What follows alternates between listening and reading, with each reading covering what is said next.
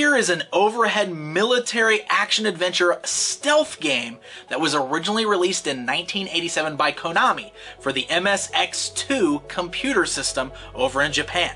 And in 1988, it was brought to the Nintendo Entertainment System. So you play as Solid Snake, and you have to infiltrate Outer Heaven and destroy Metal Gear, but stealthily.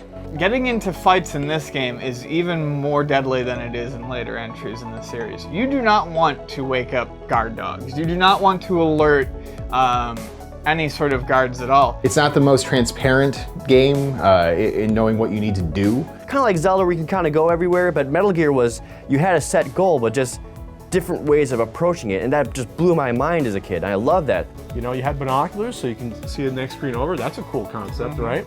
You had to find key cards, but sometimes you didn't know where the hell to go with the key cards, right? That's part of the fun of Metal Gear. Trying to figure out what weapons you use to defeat the bosses, things like that. There were a lot of changes to the NES version that led to Kojima straight up disowning the game. They actually changed Metal Gear to a computer at the end of the game. There was some pretty bad translation, including lines like, "The truck have started to move."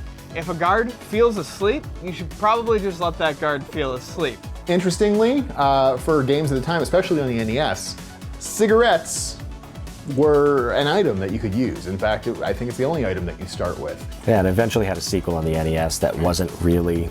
Yeah, Snake's Revenge. Yeah, let's not talk about that. Yeah. Snake's Revenge is just garbage. Metal Gear was Hideo Kojima's first game, and the poor guy is still doing them. He wants to work on other stuff, but he'll probably be doing Metal Gear forever.